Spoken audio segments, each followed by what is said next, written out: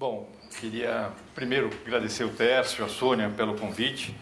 Falar a verdade, quando eu vinha para cá, eu achei que eu não ia falar. Quando eu li o tema, assim, falei justiça e democracia, tributária, solidariedade e ou legalidade. Falei, isso é com o Eurico e com a Vanessa, eu vou de poste. Eu achei que minha função aqui ia ser de poste, ia ser poste, mas aparentemente me falaram que eu tinha que falar alguma coisa. Aí falei, bom, pensei o que eu vou falar, e aí, na verdade, quando eu estava ouvindo o Raul, de repente eu pensei, opa, nós estamos falando a mesma coisa. O que eu queria falar é exatamente o que você falou. Que bom para nós. Só falta conversar com os russos, o resto tudo certo. Com os russos, combinar com os russos, não era isso? Não, o ponto que eu queria colocar é que assim, no trabalho que a gente faz no CECIF, a gente discute mudanças no sistema tributário. E quando você vai olhar a discussão do sistema tributário, o que você considera? Quais são os objetivos? Quando você mexe no sistema tributário, você tem vários objetivos. Tem um objetivo distributivo, quando você mexe na tributação, você tem impactos distributivos. Você tem impactos sobre a eficiência econômica, a produtividade, então dependendo de como você mexe no sistema tributário, a economia cresce mais ou cresce menos, e isso faz diferença no potencial de crescimento do país.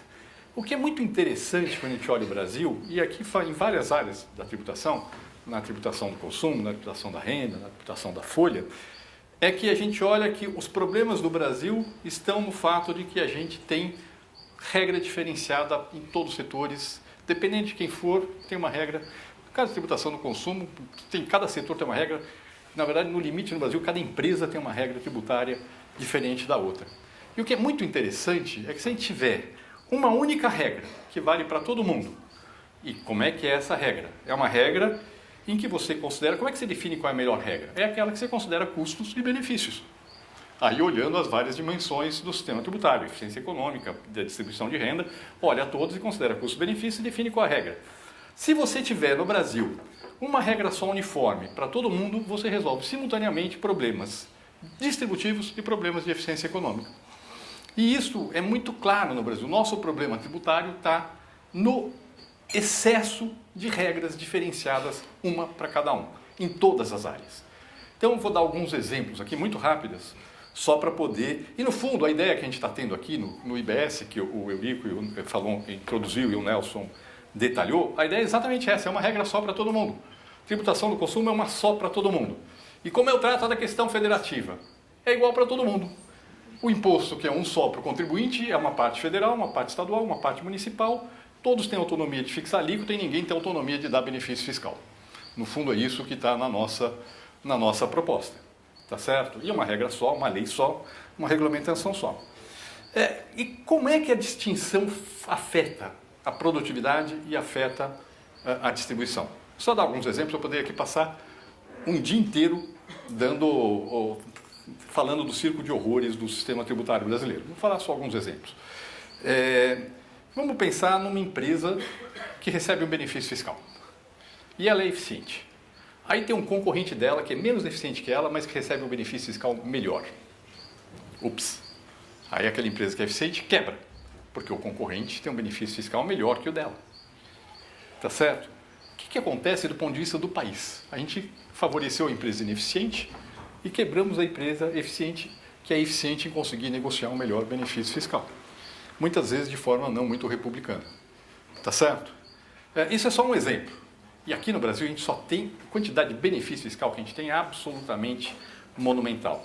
Agora, o nosso sistema tributário considera diferente serviço de mercadoria. Isso tem efeito sobre produtividade? Tem. Se aqui no Brasil você quer construir um prédio, de concreto armado, você vai pagar ISS e PIS/COFINS cumulativo. Você vai pagar no máximo 8,65%. Se você quer construir um prédio com uma estrutura pré-fabricada, o valor é agregado na indústria e você vai pagar sobre esse valor agregado ICMS e PIS/COFINS não cumulativo. Então, no mínimo 21% e 25%. Então, no Brasil, construir prédio de concreto armado é mais barato do que construir prédio de estrutura pré-fabricada. Aí eu vou pensar o seguinte, olha, suponha que com a mesma quantidade de trabalho e capital, que são os indicadores, os insumos econômicos básicos, que eu construo 10 prédios de concreto armado, eu conseguisse construir 11 prédios com estruturas pré-fabricadas. O sistema tributário brasileiro te empurra a fazer 10 prédios de concreto armado, arrecadando a mesma coisa. Ou seja, Toda vez que a gente trata diferenciadamente uma empresa da outra por causa do benefício fiscal, um setor do outro em função do tratamento diferencial, porque um paga o imposto, outro não paga o outro, toda vez você está criando um estímulo à economia a se organizar de uma forma que pode não ser produtiva e normalmente não é produtiva. Consequência, sem falar da questão da complexidade de pagar, do custo, da litigiosidade, do custo de pagar imposto, consequência, o país cresce muito menos do que poderia crescer, porque o nosso sistema tributário só tem exceção, não tem regra. Essa é a realidade, olhando do lado do consumo. Poderíamos seguir aqui dando 500 exemplos sobre isso. Vamos olhar do lado da renda. Vamos olhar do lado da renda.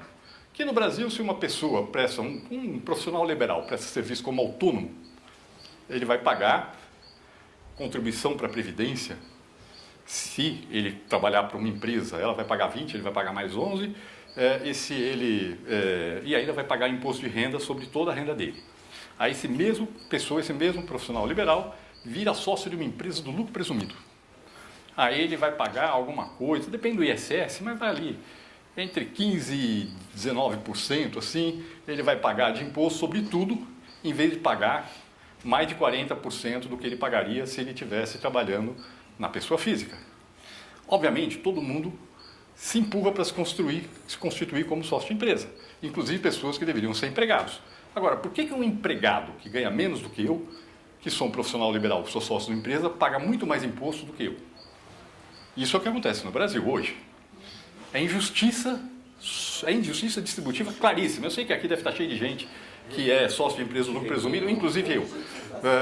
Deve estar cheio, mas está errado, pessoal, está errado. Está errado a gente pagar muito menos imposto do que uma pessoa que faz a mesma coisa que a gente está trabalhando de uma forma diferente, só porque ele se organizou de uma forma diferente. Está errado isso, está errado do ponto de vista distributivo. E por que está errado? Porque a gente está dando regra diferente para todo mundo.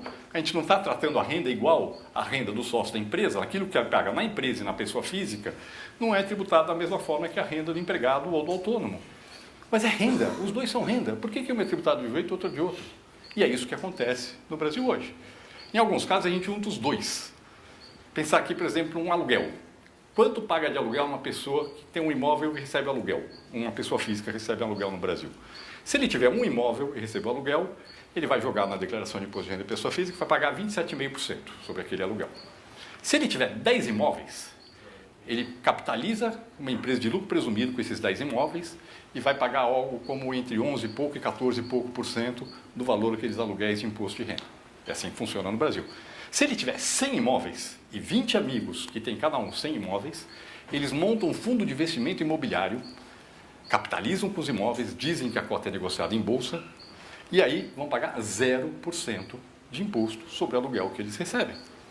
Ou seja, a gente tem uma situação em que o sistema tributário, porque trata a mesma coisa que é o recebimento de aluguel por uma pessoa física, dependendo de como eu me organizo, a regra é diferente.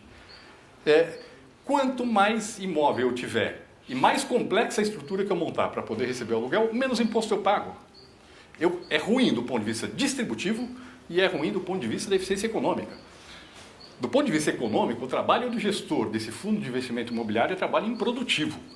Ele só está lá para poder pagar menos imposto do dono daqueles imóveis. E isto é a situação que a gente tem no Brasil hoje.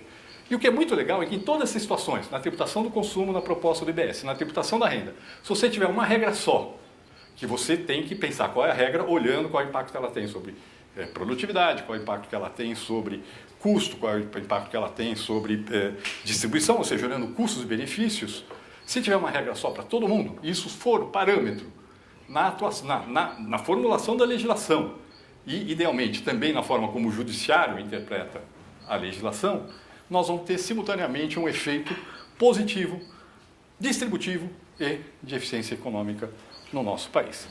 Ou seja, que no fundo tem muito a ver com a coisa que você colocou. Se a gente tivesse uma regra só, o que você colocou é falar o seguinte, olha, o que nós temos que ter é uma regra só para todo mundo que considere custos e benefícios, tá certo? É isso, no seu caso, orçamentários. No nosso caso, envolve algumas outras questões. E é um pouco isso que a gente está colocando, e essa é um pouco a referência do trabalho que a gente tem no Centro de Cidadania Fiscal. Bom, vamos caminhar para ter um sistema mais simples e justo, porque isso é bom de todos os pontos de vista, no caso do Brasil, desde que ele seja bem desenhado, claro.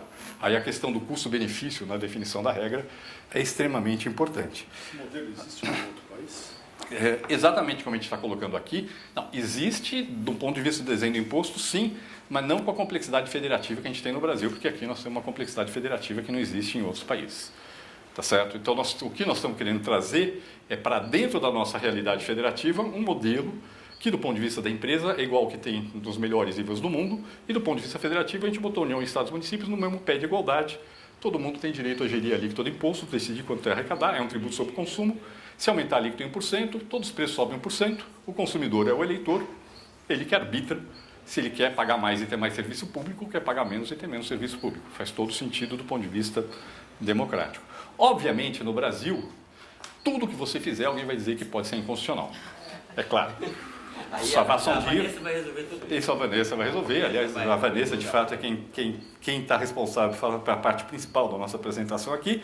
Então, só para dar um exemplo, a gente já lançou a nossa ideia em público, já tem gente dizendo que a nossa ideia é inconstitucional porque fere a autonomia federativa, que é a cláusula pétrea.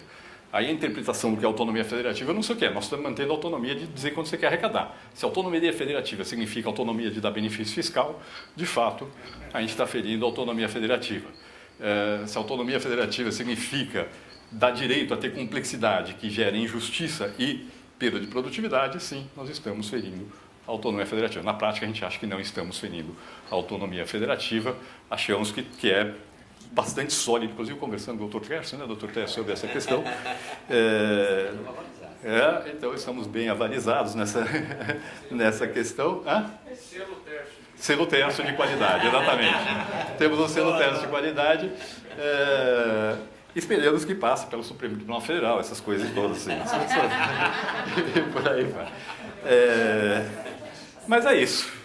Basicamente é isso. Obrigado. Agora eu deixo para a Vanessa.